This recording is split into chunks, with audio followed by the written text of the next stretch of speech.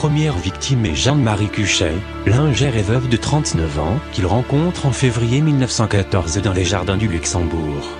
Ses victimes suivantes sont recrutées, par des annonces matrimoniales publiées dans des quotidiens. À force d'éloquence, il fait signer à ses victimes des procurations, lui permettant ensuite de faire main basse sur leur compte bancaire. Il ne lui reste plus qu'à assassiner ces dames imprudentes, puis à faire disparaître leur corps. On supposera par la suite qu'il les brûlait dans le fourneau des villas qu'il louait. Bien qu'étant assez isolée, la maison de Gambay est suffisamment proche des autres habitations pour qu'à plusieurs reprises, l'attention du voisinage ait été attirée par certaines odeurs nauséabondes s'échappant de la cheminée à des périodes où le chauffage intensif n'était pas indispensable. Toutefois, comme Henri Landru se montre assez discret dans l'accomplissement de ses crimes, ces faits resteront dans l'ombre tant que n'éclatera pas l'affaire. De plus, il bénéficie du contexte trouble de la Première Guerre mondiale. Ainsi, alors qu'il est fiché comme escroc en fuite pour sa précédente condamnation, il peut se permettre, sans courir le risque d'être arrêté, de rentrer de temps en temps auprès de sa femme et de ses enfants, qui le croient brocanteur, et qu'il fait profiter du produit de ses crimes. Pour se procurer des revenus, Landru va, à partir de 1914, franchir le pas qui le conduira à l'échafaud. À l'instar de Johann Otto Hock et de George Joseph Smith, il se fait passer pour un homme veuf, esseulé et disposant d'une certaine aisance, et entreprend de séduire des femmes seules qui, sans être véritablement riches, possèdent quelques économies et surtout, mènent une vie suffisamment isolée de leur entourage.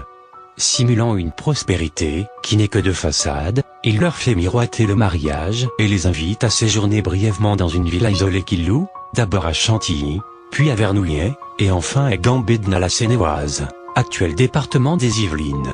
Le choix de cette dernière commune fut motivé par le fait que les enfants de l'une de ses victimes, Madame Guillain, inquiets de la disparition de leur mère et connaissant l'adresse de Vernouillet, ne tardèrent pas à s'y rendre. Landru décida alors de fuir ses visiteurs trop curieux.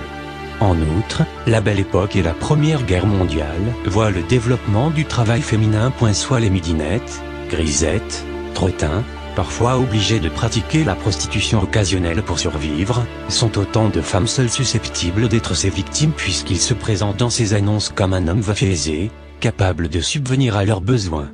Enfin, le premier conflit mondial laisse de nombreuses veuves qui ne souhaitent pas demeurer longtemps en deuil, mais souhaitent se remarier pour améliorer leur faible pension. Landru utilise plus de 90 pseudonymes. Lorsque l'une de ses victimes lui demande des papiers d'identité afin d'organiser le mariage promis, il prétend être originaire des régions occupées par les Allemands, ce qui rend impossible la vérification de son identité. Selon la psychiatre des hôpitaux, Française Cabia-Gichet, qui a repris les expertises judiciaires de l'époque, c'est ce contexte de guerre qui transforme la psychose latente ordinaire de Landru en schizophrénie mortifère. Puisque les soldats tuent pour une raison, cet homme cultivé, soucieux de subvenir aux besoins de sa famille, mais aussi amoureux d'une chanteuse dont il a été l'amant, trouve lui aussi une raison économique de tuer en série des femmes pourtant pas très riches.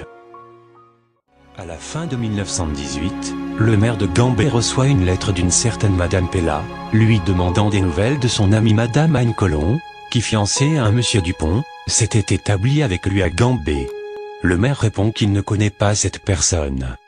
Quelque temps plus tard cependant, l'édile reçoit une lettre d'une certaine Mademoiselle Lacoste, qui lui demande des nouvelles de sa sœur, Célestine Buisson, laquelle se serait également installée à Gambay, avec un monsieur Frémier. Frappé par la similitude de ces demandes, le maire met en contact les deux familles qui se rendent compte que Dupont et Frémier semblent être la même personne. Les deux disparus ont répondu à la même annonce de rencontre, parue le 1er mai 1915 dans le Petit Journal. Les deux familles s'unissent pour porter plainte contre X auprès du parquet de la Seine. Une enquête de police menée par l'inspecteur Jules Blin permet alors d'établir que la villa en question baptisée l'Ermitage appartient à un certain monsieur Tric, qui la loue à un monsieur Frémier, résidant à Rouen. Dupont ou Frémier est introuvable à Rouen, mais son courrier est réexpédié chez monsieur Guillet, demeurant boulevard Ney à Paris, c'est-à-dire à l'adresse de Célestine Buisson.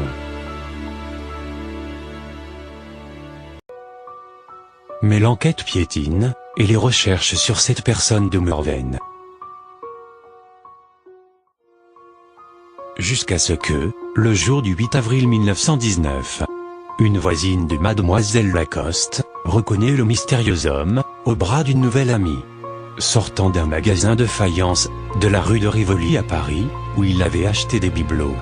Alerté, l'inspecteur Jules Blin parvient à localiser l'individu, un nommé Lucien Guillet, qui grâce au vendeur du magasin, avait enregistré l'adresse de ce client, qu'il devait lui livrer ses achats.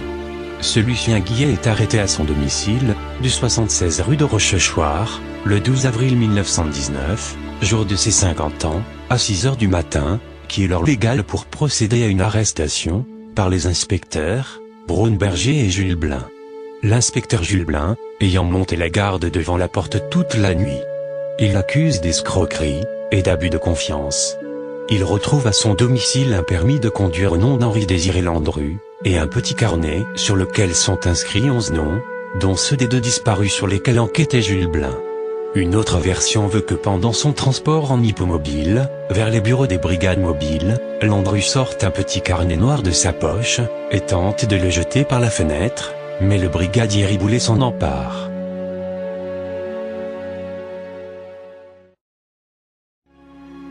L'examen des papiers personnels de Landru, et en particulier son registre de compte, qui est méticuleusement tenu, révèle une vaste opération d'escroquerie au mariage.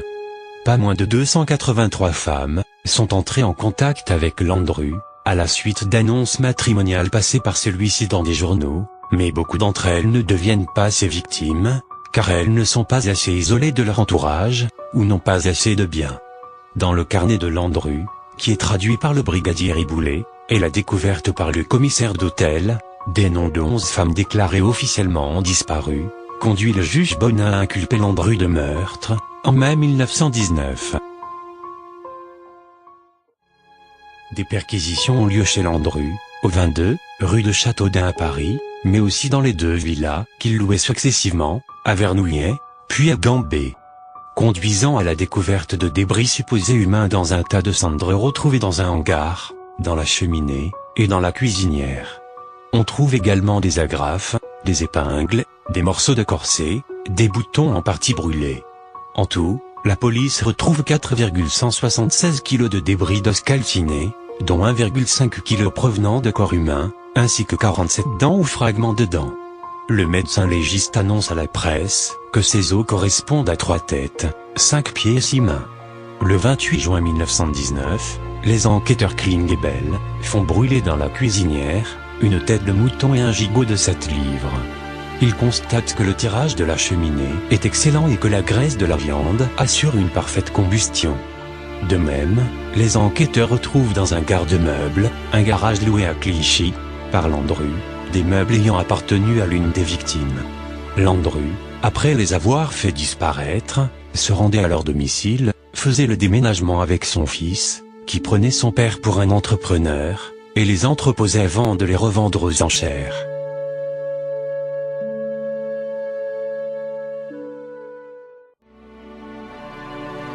Les papiers personnels de Landru sont examinés, et en particulier sa comptabilité, qui révèle l'achat de plusieurs scies à métaux, de scies à bûches, et de beaucoup de charbon.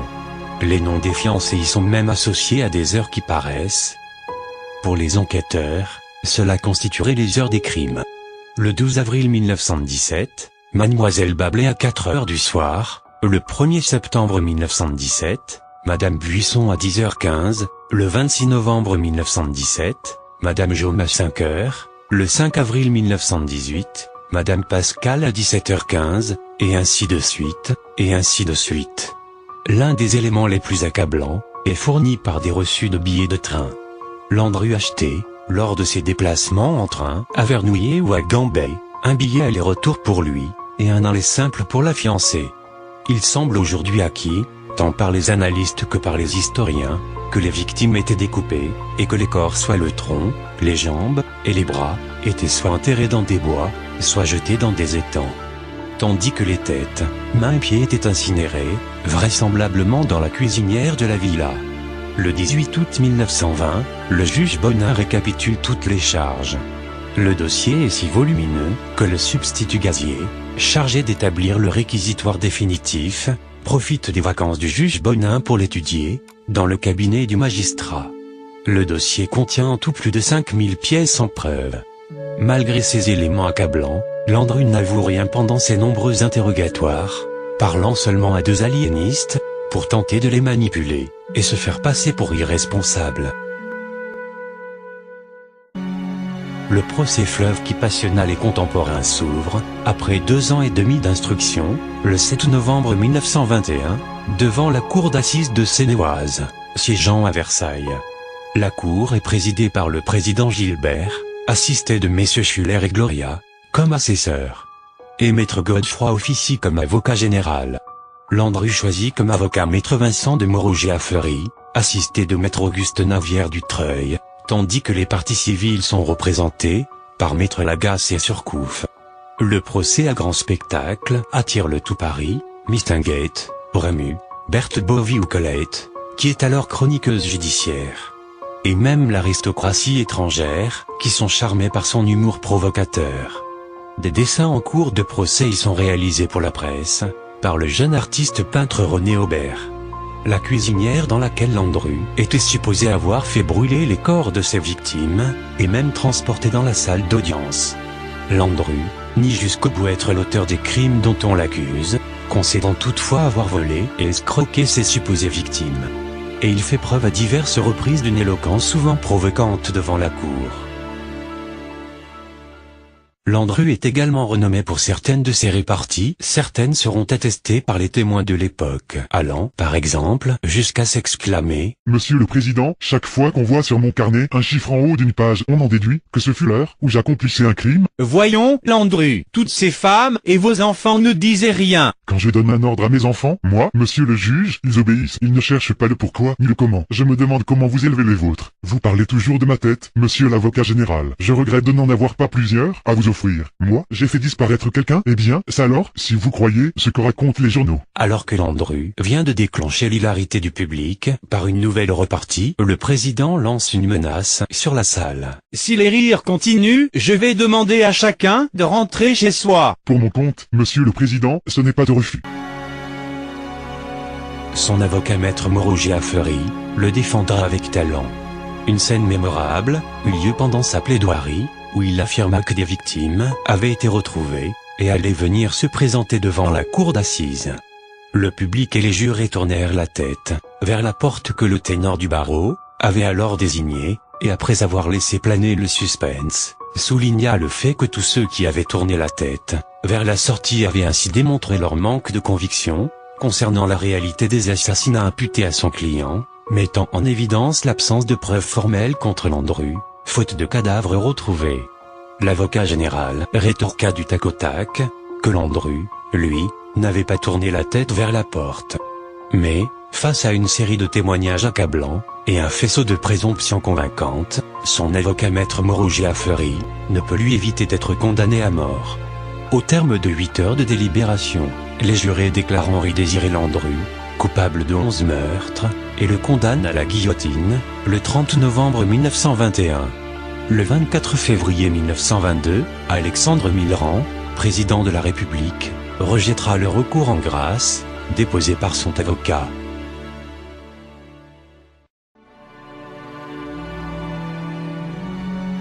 Alors qu'on vient chercher Landru dans sa cellule, à 5h25 du matin, pour le conduire à l'échafaud, l'aumônier se serait approché de Landru, et lui aurait demandé « Mon fils, croyez-vous en Dieu ?»